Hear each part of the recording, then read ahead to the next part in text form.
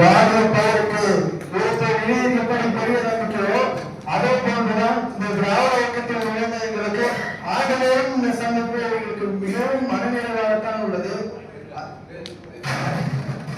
அஜித்லாம் தமிழ் ஈரோடு பெரியார் என்றும் ஈரோடு கையெழுந்தால் தோழுவதற்கே காலென்றால் பயிலதற்கே என்று பொய்யாய் வாழ்ந்த புகழ்வாய்ந்த இனத்திற்கு முதுகெலும்பை சொன்ன நுழு தலைவர் நம்முடைய பெரியார் அவர்களே. முழங்கிய மேடைகள்